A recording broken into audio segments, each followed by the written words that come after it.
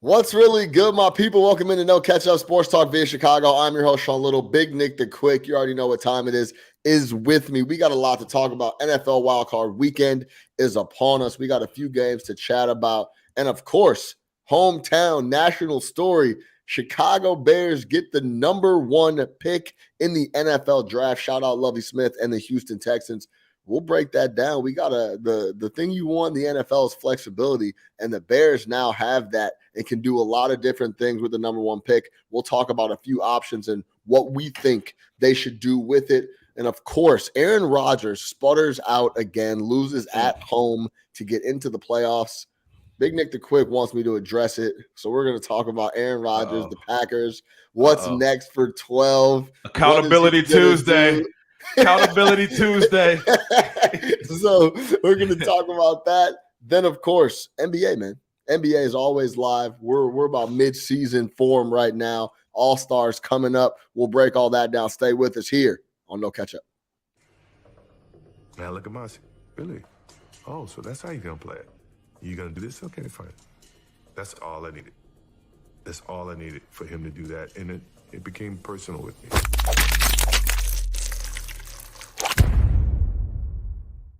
Big Nick the Quick, what's happening? How we feeling? Man, I got the day off today, man. I'm chilling. I did a podcast this morning with my guy Cash and Ariel Epstein, so we're chilling there. Points bet. We talked a little NBA. That was this morning, but now I'm back at the crib. I'm chilling. Are you allowed to give your top pick from the show? We gotta wait. We gotta check out the. No, it's out. It's out. Okay. I already put it out on Action too. I like Portland tonight -7.5.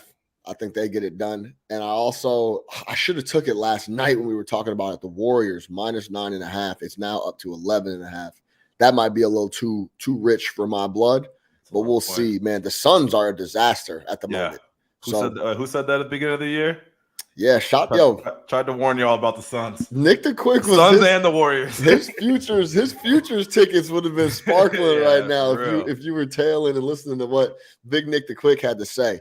But let's get into the NFL first. Quick, you want to talk about this Bears number one pick? You want to talk about Rodgers? You want to talk about wildcard weekend first? Let's start off with a good thing, man. Let's talk about the Bears number one pick. Talk about the mission accomplished. Mission accomplished. Yo, rewind to before the NFL season started. Yep. Me and Big Nick were talking about what a perfect season for the Bears would look like. We laid out it would look like a lot of L's, but some progress from Justin Fields, some progress from the offensive end, and we got that. Now, if you want to go all the way back to the beginning of the year, there was people screaming about Diana Rossini saying this might be one of the worst teams in the NFL. Do you guys remember that? Oh yeah. Remember how people were burying her for that? And then the Bears started 2-1, and people were like, "Oh man, we tried to tell y'all. Tried to tell you guys we're gonna be solid." They went 1-14 after that. Yep. Check. Number one team in the loss column in the NFL.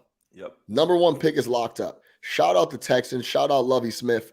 The only thing that I could think of with Lovie Smith and what happened was he was trying to look out for the Bears. Yeah. Cost him his job. I think his job was already cooked. Yeah, first off, real quick, garbage organization, the Houston Texans, back-to-back years taking black coaches, giving them absolutely nothing, telling them to a tank essentially, and then firing them. When they tank. But Lovie got his money though. Lovie's all good, man. Lovie came back, picked up a few more M's. Lovie went and got some M's from Illinois. Love's got M's all over the place. But I still spend Chicago money. He got some M's from Houston. I'm not mad at Lovie. Tampa M's. He's got Tampa M's. Shout out Lovie, man. We've talked about it, man. Put the statue up. Put him in the Ring of Honor. Absolutely. Even if they don't do anything, in the hearts of Chicago Bears fans forever, Lovie Smith is going to have a place. There's no question about that. Absolutely, man. Anytime. So let's talk about how it happened for a little quick second. I mean, reports are Lovie essentially had a meeting with management and ownership before the game. And it was pretty clear they were going to get ready to pack him up and let him go. Yeah. He said, I bet. No problem. I'm going to go ahead and go out here and get this W. Okay. Okay, no That's problem. What we're doing? No problem. Yep. Fine. I'm going to go out here and get this W. We're going to keep it moving. 4th and 20 Hail Marys. Why not? multiple times. Can you imagine being the owner and the GM in the press box watching this? Oh, they were sick. Did you see the owner on the field afterwards? Bro, they should have sick. Bro, they should have turned I would have turned the lights out in the stadium on their ass. Right. I'd been like, nah, bro, we're not doing this. This is crazy. Yeah. Go for two. The lights would have shut out on his ass. Goes for two, clearly going for the win. Zero interest in getting the number one pick. Like you said, he knows he's not going to be there. Nick, and it's to help out his old club. Nick, when they went out for two, I would have turned the lights off. Do you understand do you understand what I'm saying? Escort that man off the field. They would have came out to go for two. The lights would have went off.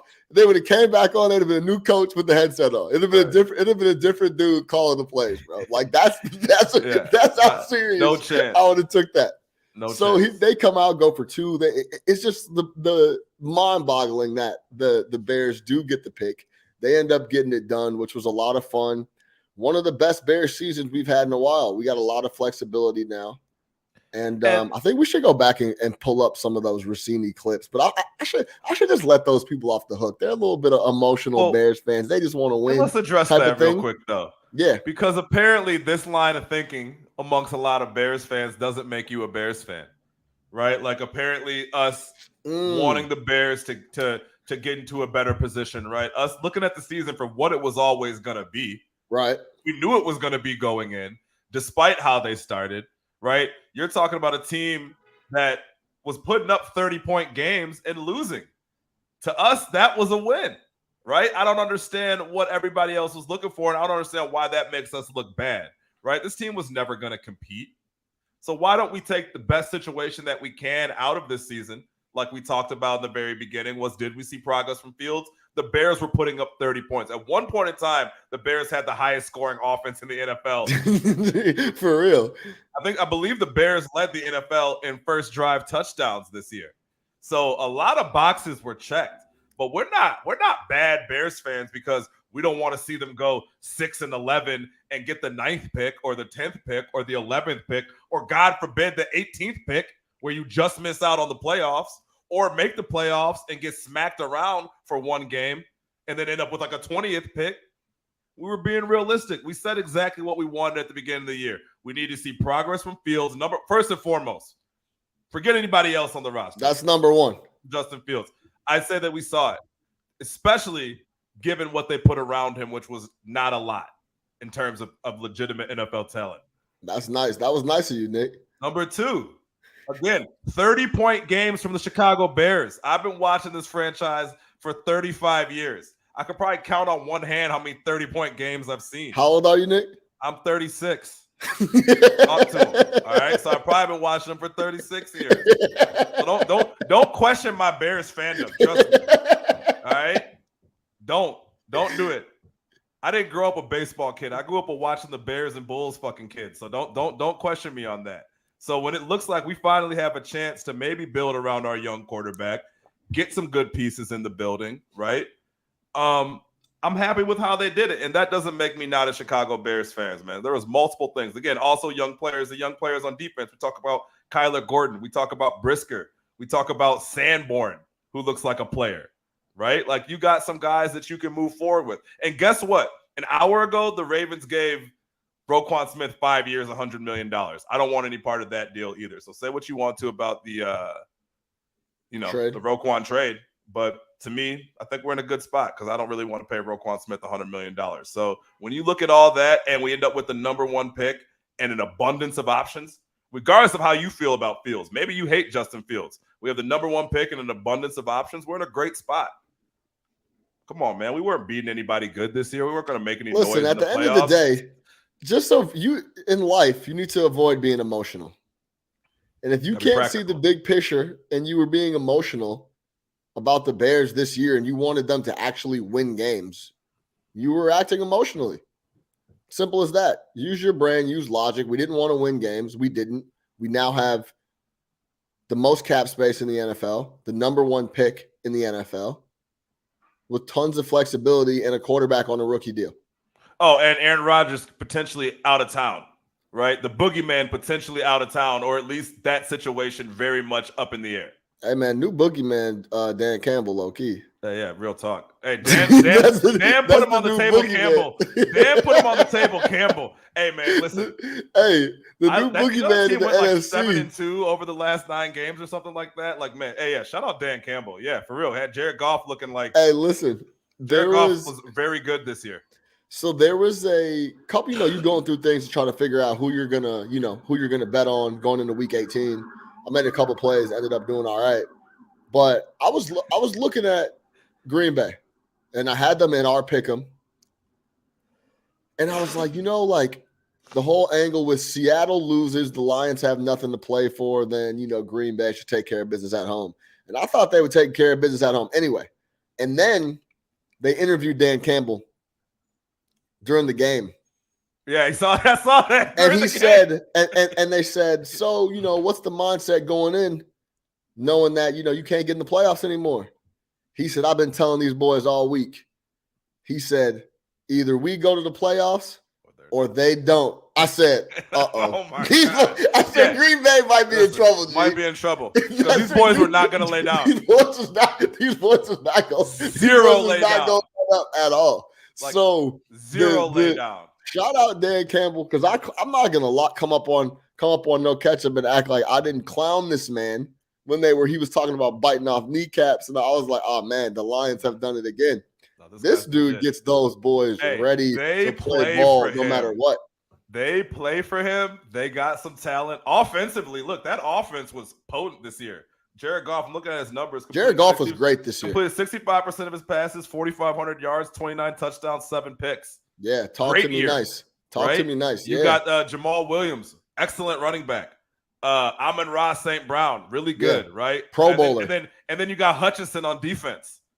Rookie of the year. Yeah, rookie of the year type. Yeah, one of those guys. Amon-Ra St. Brown. Not Clowney, was my man. Garrett, one of those type guys that, like, when you have them on your he was wreaking havoc in that game. Yeah, he was. He's been wreaking havoc all year. All year. 3 picks. 3 picks. He's a fucking edge rusher. Yeah, no doubt. All right, so let's talk about let's get into what we could do with this pick right here, because you've heard some rumblings, and we're gonna play a guy who there's a reason why this guy is on ESPN, and this clip's getting ready to show you why. Cornball. But there's a couple options, obviously, with the number 1 pick. We could keep it. We could trade it. Some people are talking that we could trade Fields. A lot of different options. Here is Tannenbaum on Get Up this morning talking about what the Bears should do with the number 1 pick. Mike Tannenbaum is our general manager. You have a different idea. Yeah, I would trade Justin Fields, and I'm taking nothing away from him. I think he has a chance to be a good, maybe a top 10 quarterback, but if you could get at least a 1st and a 3rd round pick, which I believe you can, because so many teams need a quarterback, I'm going to draft Bryce Young, who I think is going to be a better quarterback than Justin Fields. And when I do that and get at least a 1st and a 3rd round pick, I'm resetting Bryce Young's rookie contract, and I'm going to be able to get at least 4 starting caliber players. A great illustration of this, guys, is what happened in Jacksonville. Trevor Lawrence is on his rookie deal. They go out and get guys like Christian Kirk, Brandon Scherf, Evan Ingram, amongst others. So if I could turn Justin Fields basically into 6 quality players and get Bryce Young, who I think will be the better player, I'm making that move if I'm the Bears. Thoughts? So here's the thing, right? Like, it sounds good. I understand what he's trying to say. He says a lot of shit I really don't agree with, but I understand what he's trying to say. And someone else has brought this up to me before, but here's my point on this, man. Specifically, if you are the Chicago Bears, we have been searching for a quarterback for 100+ years, right? Literally since our inception as a franchise, we have been searching for a quarterback, right? We have wasted Hall of Fame defenses. We've had Hall of Fame linebackers, Hall of Fame defensive tackles, Hall of Fame kick returners, all of them, right? Within the last 20 years. All of them. I can name all of them. Yeah. Great players, Urlachers, Briggs, Hesters, whoever you want to talk about. And none of it has been able to produce a Super Bowl because of the issues at the quarterback. So when it finally looks like, which I believe, and I think you believe as well, that we have a guy that can be that guy, why, as the Chicago Bears, would we look backwards? Why would we then go back into the unknown? We haven't seen Bryce Young on an NFL field. We haven't seen who are the other guys, man? I'm blank. Stroud on an NFL field. CJ Stroud. We haven't seen Levi's. Is that his name? I don't even know who that Will is. Levis. I don't know who he is. Number one on the board for Mel Kiper, by the way, which is nonsense. On any field because I don't watch Saturday football, but it doesn't matter. Who I have seen on an NFL field is Justin Fields. Who I have seen confuse defenses, even when they know what he's going to do, is Justin Fields. Who I have seen produce without any talent is Justin Fields. Who I have seen take Cole Kmet, who you and I were both out on, and make him look like a very legitimate tight end. Whoa. I was never out on Cole Kmet, by the way. I said we need to get Cole Kmet the ball. We don't know what Cole Kmet is because Nagy flat out won't get him the ball. Yeah, he wouldn't give him the ball. Yeah, yes. He was like a Marks in how much he hated tight ends. But yes. Yes. So, again, we've seen these things from Fields, again, despite what they did not put around him on the field last year. So we think he's a guy. Why would we reset? The only advantage I actually really see to that is that you get 2 more free years of not having to pay a quarterback, right? The biggest crime that Nagy did is we wasted a year of rookie quarterback money last year on Justin Fields. And the countdown to pay Fields is on now, right? It's after next year where he's going to start looking for his money, right? Especially if he takes it out the Kyler Murray playbook. Which seems like a great idea. So that would be the only advantage to it. But eventually you're just going to keep doing that. You know what I mean? You're just going to, we could trade more. Like, no, man, it's time, right? We saw what we need to in Fields. We checked our boxes. Let's start putting the talent around. Talk about the Danny Ainge? Yeah, the Danny Ainge, yeah. It's coming. Don't trip. It's coming. Don't worry about it. Team's coming, man. We're all good. No, not Danny Ainge. No, our boy. No, not Danny Ainge. Oklahoma City. Sam Presti. Presti been trading picks for 20 years. Don't worry. He's been trading picks since James Harden. He keeps fooling them. Hey, got some more picks. What are you talking about? The squad is on the way. We're fucking 13-69, but I got 27 first-round picks coming up. I got 21s. What are you talking about? Let these come to fruition. I still haven't found anybody to put with Shy, but this is great. Exactly, but that's a great example.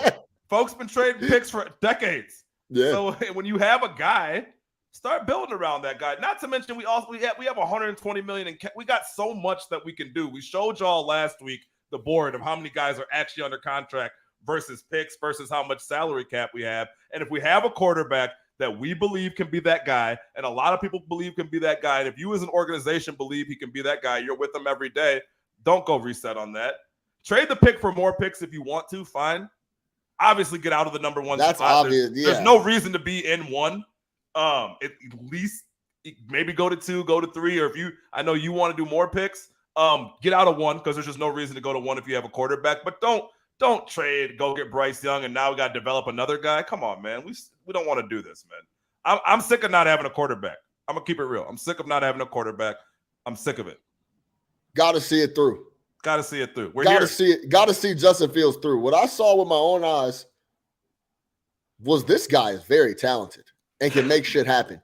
Now, I got caught up a little bit earlier in the year calling him a running back, but we know he wasn't playing with anybody on the offensive side of the ball with no protection and couldn't throw it to anybody he couldn't throw it if he wanted to. Nobody. Let's get that straight. With the right offense, this is also the other thing. If Getsy's the guy and Eberflus is running the shit like he's supposed to be, this guy has all the talent in the world to be a very good NFL quarterback. This is about coaching. The talent and everything is there. I've never seen a guy like Daniel Jones go from an absolute turnover machine in 1 year with a new coach that knows what the fuck he's doing, turn into a very solid, outside the pocket guy that can make plays and doesn't turn it over at all and get to the playoffs. You understand what I'm saying? Absolutely. And you want to talk about another team that has no wide receivers. And Daniel Jones doesn't have anywhere near the amount of talent as Justin Fields, especially with his arm. He does not have the arm talent of Justin Fields. Exactly. So if it comes down to a coaching thing more than anything for me, go get the players that we need. And then if we have the right coaches in place, we're in a really good position.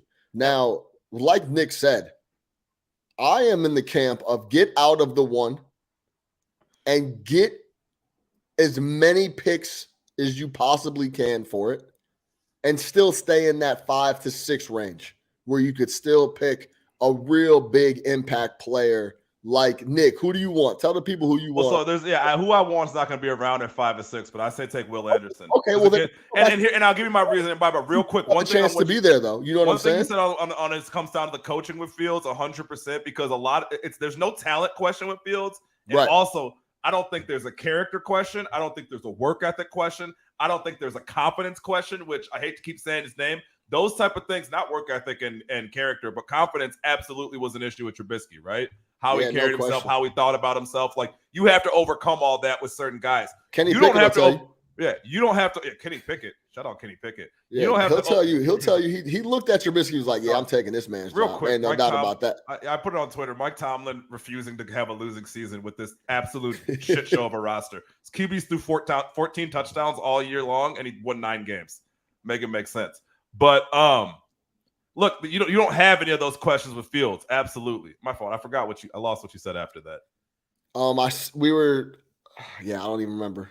Somebody in the comments helped me out if you remember. We were just talking about. But, because you said the coaching thing, and I really just want to point out that I don't think any of those other questions exist with Justin Fields. Oh, we were talking about Will. We were talking about. I don't want to say the name because I wanted you to tell the people who you wanted at the pick. But get out of 1, 2. And then stay in that 3, 4, 5 range. And then I agree with you on the pick. I do like this guy. I like Will. And the reason that I say, like, okay, go to 3, right? Knowing that it's probably going to be Young, Stroud, whatever, because these quarterback hungry teams are going to try to trade up, whether it be the Colts, whether it be the Raiders, whether it be, we got to potentially could be 3 quarterbacks picked in the top 3. Exactly. So if you get yourself in a position, and we just talked about Aiden Hutchinson, we've talked here about Watt, we could talk about Bosa all day long. Yeah, boy, right? We could talk about Parsons. We can talk about these pass rushers and how they are able to completely transform your defense. They make your secondary better. They make your linebackers better. They turn your playmaking secondary guys, which it looks like we have with Brisker and Gordon, right? Which we know we have with Eddie Jackson. Eddie Jackson was at his best when Khalil Mack was a beast, by the way. Eddie Jackson was at his best when Khalil Mack was a beast, by the way, because you force quarterbacks into bad throws, and a guy like Eddie Jackson who wants to play in space and kind of do his own thing and freelance will eat on that. If you ask him to cover or tackle folks, that's not his game, right? So when you have these edge rushers that just create havoc, right, that keep offensive coordinators up at night, that are generational, and from what I've heard, Anderson's a better prospect than Hutchinson. If you told me, hey, we move back to 3, but we end up with Aiden Hutchinson type player, I'm fine. Hey, cool, great. That's the next 10 years. You're good. You would go get a pass rusher before an offensive lineman? Unless you have an offensive rusher who's the 3rd best prospect in the draft. I think that Anderson is probably the best prospect in the draft. Now quarterback. Just the best prospect in the draft. But quarterbacks get elevated because you just want them because it's so hard to get them. But I think Anderson's a better prospect than Bryce Young. Absolutely. Yeah. Yeah. I like Bryce Young. I don't think he's not Joe Burrow coming out here. I don't see Burrow. I don't see that. He's fucking close. He's also like 160. Close. He's also like 162 pounds soaking wet. He is very little dude. He's very slight, and it's not like he's a crazy athlete. He's not Kyler Murray out here. Yeah, no, he's not running. He's not running like that. He's not running like that. Hits. He's going to take those hits. So for me, I think Anderson's the best prospect in the draft, without a doubt. Now, if a left tackle was the number 1 prospect, yeah, for sure. The Bears are in draft best player. Yeah, so too many holes. Mode. Yeah. Right. So again, but you can get a tackle later on. Absolutely, your second pick should be a tackle, but just draft them all. So yeah, for sure. Flexibility. I'm interested to see what the market is going to be for the number 1 pick. But our boy sent it through. Shout out our guy Eli. Let me pull this up really quick. He sent through what the Lions got from the Rams for Goff and co. Hold on one second. Because it was pretty major. The overall haul back for, all right, here we go. The number 1 overall pick hasn't been traded since 2016 when the Rams moved up from 15 to get Goff. That's what it was. It was the Rams going to get Goff. They gave up 2 first-round picks, 2 second-round picks, 2 third-round picks between the 2016 and 2017 drafts to get their quarterback of the future. Let me repeat that.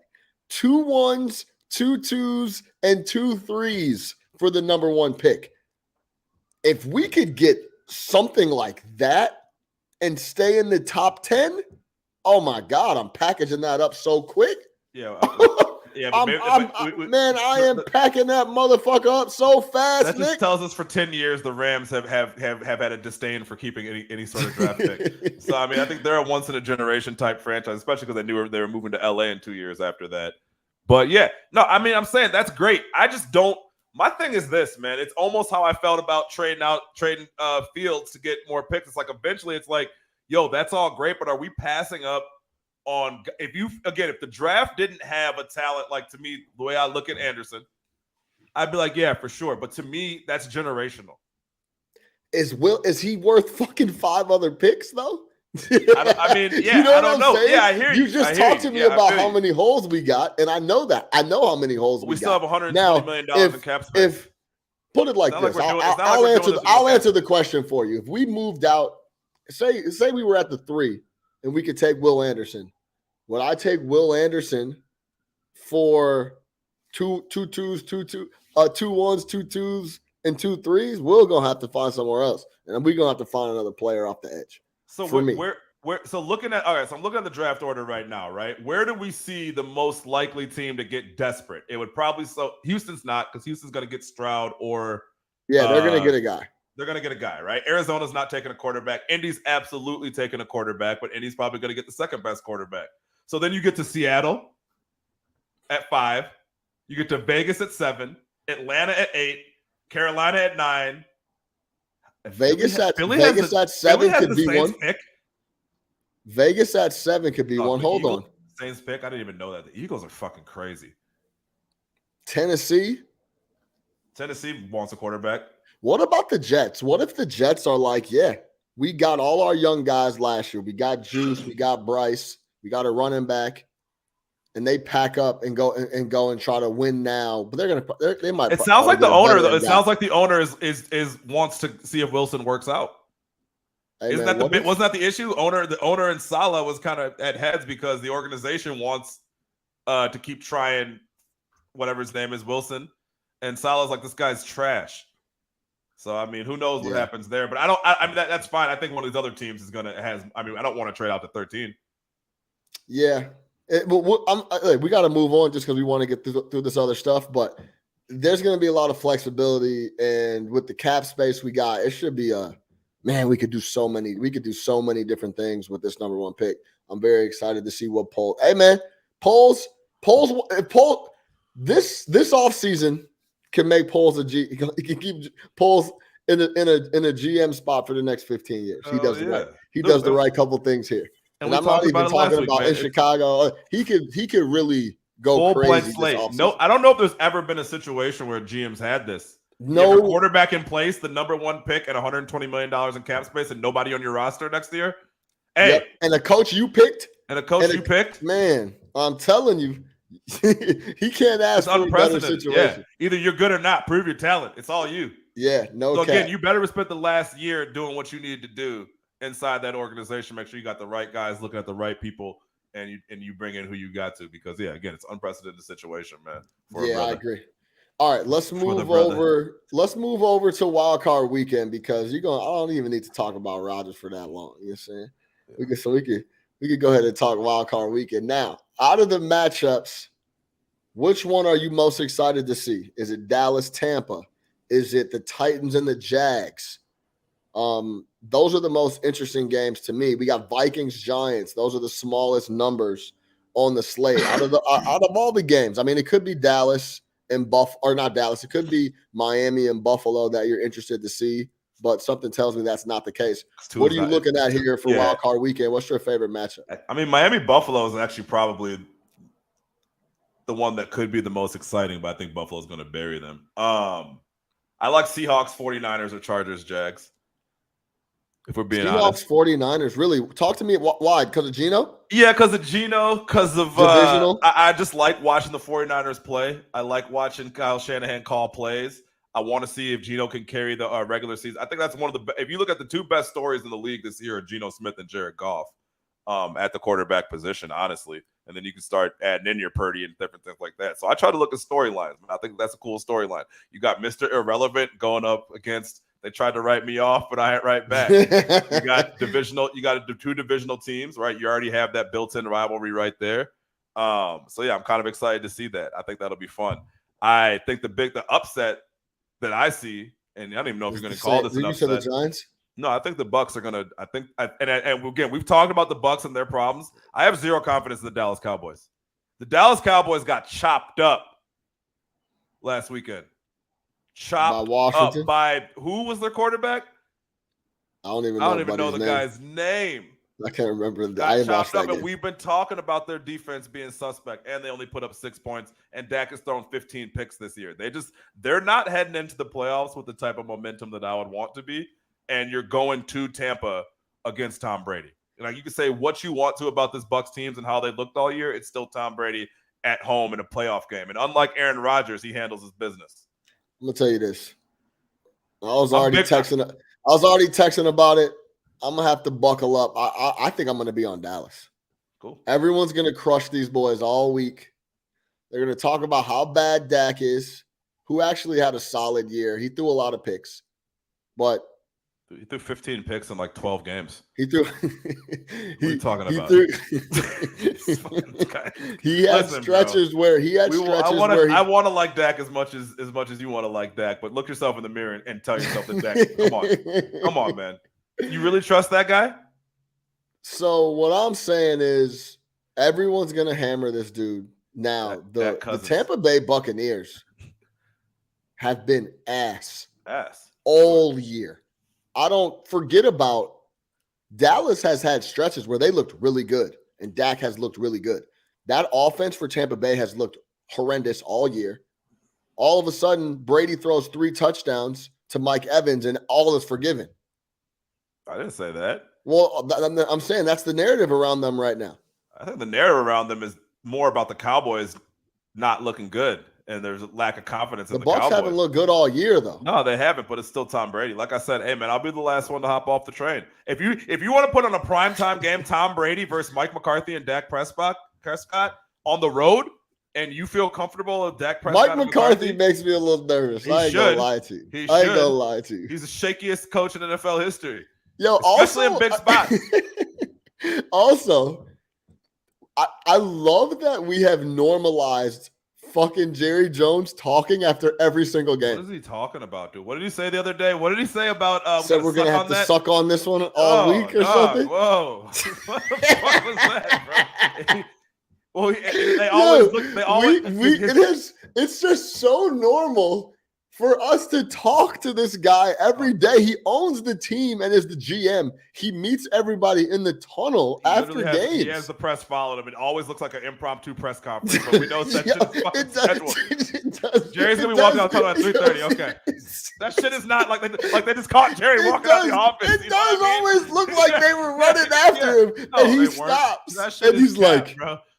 Oh man, that's so funny. They happen to have a light crew ready and all types of shit. Dude, like, come on, dog. Every game we've just normalized hearing from this guy, and it's actually pretty hilarious. But about him, I think I'm gonna dig into the numbers here in the next couple of days. It's all NBA for me during the week. But plus, you asked me why Seahawks 49ers. I think that's a great game. It's gonna be a good game, but yeah. My last thought, really quick on that, because I do want to talk about another game, is Dallas overall, I think, is a better team. I think that's why they're favored. And I'm going to tell you right now, myself and a lot of other sharp dudes, in my opinion, if that number goes down to 2.5, it won't be there very long. It'll go right back to 3. That number's going to stay at 3. If anything, go down to 2.5 and go right back to 3, with the Cowboys being the favorites. Sure. So stay tuned there. I'll let you know what I end up deciding on the Cowboys. But as I speak here right now on Tuesday, I feel like I'm going to be on the Cowboys in that game. The last game I wanted to talk about. Anytime you can trust your money in the hands of Mike McCarthy, you got to do it.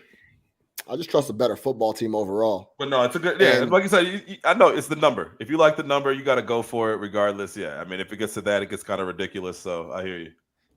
Yeah, and I still think they lose. They're going to be getting hammered all week too. Like, this team is garbage. Another Dallas Cowboys, yada yada yada. They're going to come. The public doesn't have any. They're going to come out on fire. The public has no confidence in the Cowboys. And then there's the Brady. No, it's because the media is going to just continue to pound folks all week about how bad they are and how bad Dak played and how the defense has been shit and they're going to come out with their fucking hair on fire. Yeah, all those things are true. On Monday. And it's the only game on Monday. What? Yeah. It's going to be, man. And it's on MLK Day. Dak not going out like that. Come on, man. Dak can't. Dak go get the W on MLK, dog. Come on, man. All right, the last game I want to talk about for the weekend, wildcard weekend, is Giants-Vikings. Giants head to Minnesota. Minnesota has been pretty much a fraud. Every bad team they play, they've won in a one possession game, and every good team they played, they got run out of the building. Now, where are you at on the Giants? Where are you at on Minnesota? Do you think they could go in there and get a W? Because, hey, the Giants are playing free and easy. What a successful season it's been. They're talking about Daniel Jones might be the QB. Like, it's a lot. It's a lot of different things going on, but it's all positive around the Giants. How do you feel about that matchup? And how do you feel about, hey, I called it yesterday, P&P. Primetime Kirk in the playoffs. Spooky. He's a spooky quarterback.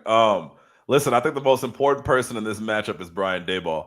It depends on if they're able to scheme up some points over there, because the Vikings defense will allow you to score, right? So it's going to come down to execution and what he brings with them over Minnesota. If they can aim some points on the Vikings will make the mistakes that will allow you to win the game, right? Now, the Vikings can score as well, but again, their defense is historically bad. This is a terrible defense. Pass defense, one of the worst of all time. The charts, bad defense. So bad. So if Daboll is able to do some things, call some right plays, which he's been able to do all year, right? He's been able to scheme Daniel Jones into the playoffs, and I think he's done a great job. If they're able to scheme up some points over there, I think the Giants have a good chance. Absolutely. This isn't your typical on paper, as far as the Vikings are what, like 13-4, 12-5. I think the Giants were 9-8. Like, on paper, the Vikings should be way better. But like we always talk about, watch the film. And when you watch the film, this Vikings defense is atrocious. And the Giants have the ability, Daboll as a coach has the ability to draw up some shit that just ends up working. And like you said earlier, plays to Daniel Jones' strength, which is his athleticism, his ability to improvise, right? You don't want Daniel Jones back there launching it 35 times a game. You got to find ways to get him out in space and, again, highlight, the things that he does well. And if you're able to do that, the Vikings defense will allow you to get those points. And that's when it gets scary, because then you put the ball in Kirk's hands, and that's when it gets very, very, very, very scary for Kirk Cousins in prime time moments. They played a few weeks ago, 27-24 in Minnesota. Vikings got the one possession W like they've been doing all year. But they had to score 17 points in the fourth quarter to get that W.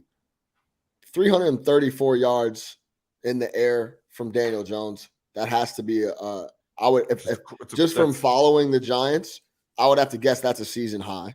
I don't think he threw that many his first 2 years in the league. Exactly. If Daniel Jones can put up 330 yards in the air against you, your defense is all time. Yeah, he only had 2 300-yard games. One was against the Lions. He had 341. They gave up 30 points to the Colts. 11-20, and then they gave up 3. He had 334 against the Vikings on New Year's Eve. So those are the two spots. So yes, I don't think they can withstand another Daniel Jones 300-yard passing game. If I'm a Giants fan, I'm encouraged that we just played these guys. Daboll just saw these guys. They could get busy. Pass rush could be there. Thibodeau and the guys can get home. I trust Daboll more than I trust a lot of the coaches in the NFC. And it's encouraging. Now, I'll say this, too. The public is going to be all over the Giants. They're going to be betting money line. They're going to be taking the 3 points. They're going to be all over that spot. So keep an eye on that number and where it goes. But we'll see how things shake in the wild card this weekend in the NFL. Really quick, last question on the wild card. Any team, NFC or AFC, who you think could make a real run and win at least a couple games in the playoffs? Is it the Jags? Is it the Chargers? Is it I'm talking about like an underdog team, not the big three? Is it Tom Brady? Yeah, no, I think it's the Chargers only because they have an elite quarterback, and if we saw it with Burrow last year, you've seen it with quarterbacks before. If these guys get hot at the right time, and they've been an up and down team all year, But if these guys get hot at the right time, Justin Herbert can make throws that no one else can make. Justin Herbert has that type of arm talent, right? I think he as far as just pure like arm talent, he might, he's a top 3, top 4 guy for me as far as that's concerned. So I think if he gets hot in the playoffs, especially since they're opening up against the Jags, who are another team that's been hot and cold but been on a nice run, obviously, to get into the playoffs, they could be a team that makes noise. Yeah, stay tuned. Shout out my guy. But I can say the same thing for the Jags too, PODT. because Trevor Lawrence has been playing out of his mind. Yeah, that's going to be a fun. That's why I said that was my second game. It's a young quarterback duel that I really want to see between those two guys. That's another perfect example of a coach coming in and helping out a young quarterback. People were talking about he was dead under Urban Meyer. Doug Peterson comes in now. All of a sudden, he can play a game. So you need a coach, man, that knows what he's doing and puts your guys in the right position. How long before Urban Meyer resurfaces as a college head coach? I give it over under 18 months. Well, he would only take a big job. Right, he'll get one. So, I don't know. He's in a comfy gig right now with Fox, though, too. Yeah, but he's a piece of shit. He just went back about his business. Nothing happened. No problem. Just go. I get my job back. All good. Yeah, all good. Heart hurts. I'm out. Yeah, not feeling good. I quit. Man, I need the buyout though. Yeah, I need that money. My heart feels great. I'll go to Ohio State. Yeah, that's it. Yeah, we got to go to Jacksonville, kick people, go to the bar. But all right, Nick, it's time. Yes. Give it to me. Aaron Rodgers takes another muscle-in spot to get into the playoffs. He takes the L at home, coming off of multiple years in a row where he takes an L in the playoffs in games where, he's supposed to compete. And I'll give him a pass on the first year of this. I guess we can look at this 3-year run that includes 2 MVPs, back-to-back, 12-win years, and then this year, right? So the first year they lost to the Bucs in Tampa Bay when that Bucs team was, obviously ready. Went on to win the Super Bowl. We're ready, right? But let's go to last year. Hey, look, man, at home against Jimmy Garoppolo. San Francisco got that boy's number. You had to do was score more than 13 points. Garoppolo was 11 for 19, 131 yards and a pick. All you had to do was score more than 13 points. And the great Aaron Rodgers, I don't want to hear about the organization. I don't want to hear about, what's his name? Ted Turner, Ted Thomas, whatever the fuck his name. Ted Thompson, yeah. Ted Thompson, I don't want to hear about him. I don't want to hear about anybody. Maybe not Ted Thompson, but whatever his name is. Ted Phillips? I think it's Ted. Guy. Yeah, I think it's Ted Thompson, actually. Or Thompson. Thompson. Whoever he is. Ted. Murphy. Don't want to hear about him. Yeah, Murphy, somebody. Yeah, whoever. Mark Murphy. Don't want to hear about Murphy, him. That's him. That's who it is. Mark Murphy. Don't. All you had to do was put up more than 10 points at home, and you're in the conference championship. You put up 10. All you had to do is put more than 13. You put up 10 points, right? At the end of all your super weird shit that you have been going through the last couple of years, right? Put in the organization. Am I coming back? Am I doing this? Am I doing that? And if you want to go, okay, go. I was gonna say, and if you want to go back before Tampa, they got smoked by the Niners again.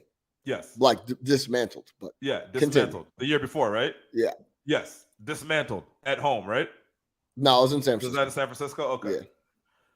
So after 2 years of doing all that shit, right? All that song and dance. That was really just, again, all about getting money because we didn't hear anything this offseason once he got his money. He got his money and everything was fine. You drive your boy out of town. Call it like you want to call it. He went to another team for less money. That is what happened. Devontae Adams is who he's talking about. Devontae Adams went to another team for less money and to play with the worst quarterback. If we were getting paid to do this show, and I go, hey, and when everything was great, we've been doing it for the last 6 years. We have a great time. Every single Tuesday we get together, man. We're laughing. We're having a great time. We both get paid and like whatever. And I go, hey, Sean, you know what? I think I'm going to go do this other podcast with this host who's worse than you, who I knew back in the day, but I haven't really talked to him in a few years, but it's my guy, whatever. But he's not as good as you. And they're going to pay me less. And I don't know that we're going to have the same success that we had over here. But it's not. What would you say? It's on me, right? That's me. There's had to be me. That's actually really good. It's a really good example. It had to be me. It had to be you. That's it. It wasn't the money. It wasn't the situation. It was you. So you can't sit here and tell me that he didn't leave after enduring Aaron Rodgers' weird shit for 2 years. Fast forward through this year. The year is tough, whatever. They build some momentum. They get into the game, the last game of the year, where all you have to do is beat the Detroit Lions at home. Who has a team that has nothing to play for? The Detroit Lions, who ended up this high-powered offense, who ended up only putting up 20 points against you. So all you'd have to do, if I would have told you that Aaron Rodgers had to score 3 touchdowns on Sunday night and the Packers are in the playoffs, what would you have said? That's easy. See you wild card weekend. Yeah, we'll see you wild card weekend. But he can't do it. If I had told you that Aaron Rodgers, all he had to do was win a division this year that had 3 of the worst defenses I have ever seen in my life, between the Bears, the Lions, and we are just talked about the Vikings, right?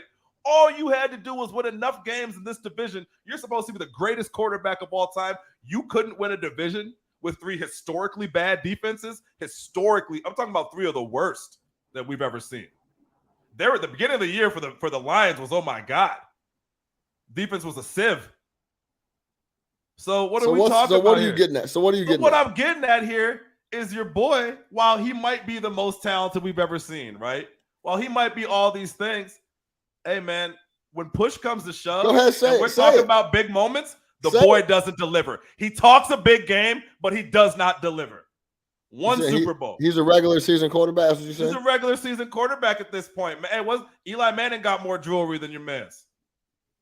He got a lot more jewelry than a lot of motherfuckers, though. Yeah, he's got as many jewelry as Trent Dilfer. That's all I'm saying, man. Aaron Rodgers is great. He's awesome. But, man, when it's counted, especially recently, he's come up short at home against inferior opponents. I'll say this. I understand. I agree. And these aren't shootouts. These are shootouts. That's true. That's true. They're not asking a lot. He has made some mistakes. He made some mistakes in that Detroit game with interceptions. There's a couple other things. Was egregious. And I get it. Your boy Romeo Dobbs dropped a massive pass. Massive. Aaron Jones' fumble was massive. Give me 3 touchdowns. I agree. 3 touchdowns. I agree. I get what you're saying. 21 gets it done. I think over the years, he bumped into some teams that were overall defensively juggernauts. The year 3 or 4 years ago with the Niners in San Francisco, one of the best defenses in the league. They went to the Super Bowl. Should have won. Should have beat the Chiefs. They didn't. Bumps into the Bucs, who were phenomenal on defense. Slowed up Pat Mahomes in that Super Bowl. Then he plays the Niners. He gets them at home this time. 10. He can't get it done. I can't fault you there. I still think overall throughout the years, a lot of the losing falls on Aaron Rodgers or the organization before it falls on Aaron Rodgers. We're talking about teams that are going 12-4 and stuff. So I mean, they're getting into position to win in big moments. Yeah, who's getting them in position? Not like I understand he is, but ultimately when it's time to close, he's not closing the door. Yeah, no, I mean I can't argue it. It is what it is. The proof is right there on the sheet and on NFL reference. I get it. I understand what you're saying. It's hard to win but the NFL. There was a lot of times where he came up short and he could have used a lot of help with a couple different guys. Now, I initially pushed back a lot on the Devontae Adams piece, but I think you're right. It's like, yeah, I'm getting out of here. This motherfucker's too much. He's weird. I'm gonna go. I'm gonna go out to Vegas and go hang out with my old buddy Carl. Weird fucking guy, man. And try to have some fun and win some games and make a little bread. Like weird guy that doesn't take any accountability for his actions either, which is the worst. Yeah, that is the tough piece. Drove him out of town. People are starting to get a bit fed up with him and what's going on. But overall, throughout the years, say this is it for Aaron Rodgers and he's done, doesn't play anymore. The Packers failed Aaron Rodgers more than Aaron Rodgers failed the Packers for me. So I'll leave it at that. In the grand scheme of things, absolutely. But we just we can't. I'm just looking at the high profile misses in big spots. Like again, the last 2 years. He had an opportunity where all he had to do was be mediocre. Does LaFleur hold any of this back? Absolutely. Okay. The floor holds the kick in the fucking field goal bag. Does he hold any of this back? LaFleur will always hold the field goal bag. Okay. I mean, Right? He does. That decision now, for sure. because if we're And I being think LaFleur honest, was awful this year. We just buried McCarthy. Guess who Aaron Rodgers played for a majority of his career. But what I'm saying is, and I'm not talking about the overall thing. I'm talking about when you got to these moments, right? Again, despite all that, man, if you are that great, you are able to overcome a lot of things, right? And again, it's hard to win in the NFL, and that's why when we really need to talk about like Brady, like you really look at it, it's actually remarkable how much he's won, right? Like how much consistently he's won. The numbers, the turnover numbers, everything is insane. And the big moments, because we have seen many a quarterback fall in big moments, and Tom Brady has always delivered in big moments. And we look at a guy like Rodgers, where that's been difficult for him. We look at other great quarterbacks, that's been difficult for him. I also think that's why it's like, hey, Eli Manning, say what you want to. This man's delivered in big moments. He might have been fucking mediocre as whoever fucking the first 17 weeks of the season, but if that boy got in the playoffs, something happened. And that's all we can ask for. And I think with Rodgers, what we're seeing is in this moment, again, man, all they had to do was put up 21 points against the Detroit Lions. This is not the Lions that we saw that were putting up 35, 40 points. All he had to do was show up in that game, and he couldn't do it after all that shit. So it's like you talk like that, you do all that weird shit, you take all these mushrooms and tell us all about it and how deep you are and how great you are and how it's no one else's fault and how guys have to do better. You got to do better. You got to elevate, man. And at this point, like, yo, is he in those moments? He's not elevating. He might throughout the course of the year. And the Packers have been a shit organization for him. And the fact that they have never drafted a skill position player in the first round for Aaron Rodgers is criminal. Unforgivable. But again, when we talk about Adams, which was a huge gaping hole this year, that's on Aaron Rodgers because that deal was done and he didn't want to play with him anymore. We got to acknowledge that. And so is last year's divisional game, and so is not being able to beat the Lions in Week 17 at home when all you needed was 20. Could be time for some new scenery for the guy. For sure. For the guy, Aaron Rodgers. Could be time for a new locker room, new front office, new town, new everything. I think it feels a little exhausted in Green Bay, even down to the fan base. You'll learn. Yeah. Shut up, podcast and die trying lying about the jab. What do you say? I'm inoculated or something? What the fuck is this guy? Immunized. This guy is such a clown. So it seems a little exhausted. Out down to the fans through the play on the field. Everything seems a little. I think it's done. That whole situation is done. Packers have had 40 years of elite quarterback play and produced 2 Super Bowls. Yes, don't ever forget it. Don't ever forget it. And now it's the Bears' time. Don't forget it. One more than us. Yeah, all right, let's get moving. We got 10 more minutes here. Call it 12. Let's move over to the association. Big Nick the Quick. I want to talk about Memphis. And I want to talk about if you think they're the real deal. Tied for first in the West right now with the Denver Nuggets. They are absolutely almost unbeatable in the grindhouse in Memphis. When they get on the road, I believe they're 9-10 currently on the road. It gets a little spooky. 10-10, okay. On the road. It gets a little spooky for them when they leave Memphis. Jaren Jackson Jr. has been playing absolutely out of his mind on the defensive end. When he's on the floor, their defensive rating is in the 90s. The average offensive rating in the NBA is like 114, 115. He makes that big of an impact on the floor when he's healthy, and he's between a combined blocks and steals. Jaren Jackson Jr. is averaging 4.2 a game. That's ridiculous.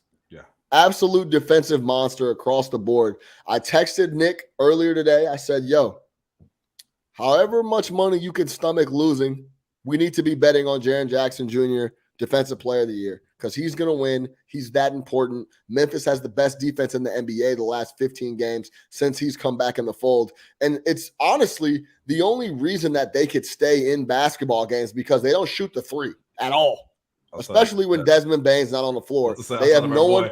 They have no one that can shoot the three. Yeah. So if I asked you right now, Nick, is Memphis real? Are they real? You tell me. Yep. If Ja and Jaren Jackson Jr. stay healthy, this team is real. We've talked about Memphis. We talked about like the differences between Memphis and say like the Pelicans. The Memphis is ready to take that next step. Last few years, they've kind of gotten there. They've already made their noise in the playoffs. I know the Pelicans did last year, but they've made their noise in the playoff. Ja has taken that step. Like, absolutely, Memphis is 100% real. Interesting thing about Memphis and Denver, they have the same exact record overall. They also have the same exact home and road record. Both are 17-3 at home, and both are 10-10, which is going to be massive when you talk about which one of them ends up in that number 1 seed, because clearly you want to have that home court advantage throughout if it holds this way. Question. Memphis for sure is absolutely 100% legit, for sure. Play with the style, have an attitude, have a way that they want to beat you. I understand we want them to shoot more threes, but when you talk about Jaren Jackson Jr. and his defensive impact, when you talk about having a leading guy like Ja Morant, Dylan Brooks will get up into you too. When you talk about having an enforcer like a Steven Adams, who you need on teams like that, who somehow miraculously Steven Adams is only 29 years old. If you told me that guy was 36, I would have believed it. He's like he's been in the league for like 25. He's like Ibaka. Isn't Ibaka like 30? It's like been in the league for 15 years. They've been asking for Ibaka's. Yeah, Ibaka's paper. On that Mutombo. It's on that Danny Almonte.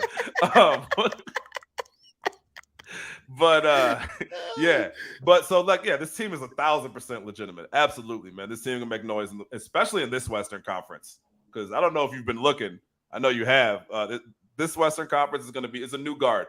We are literally watching a change of the guard in the Western Conference. Yeah. It's going Memphis, New Pelicans.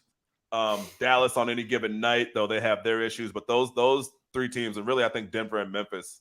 The Warriors now. The Warriors stayed afloat without Steph. Steph is now cleared. Should play tonight against the Phoenix Suns, who are struggling. And the Phoenix Suns are no longer in that conversation right now. They look ugly. The Warriors defense concerns me. Sure. We give up a lot of points. Sure.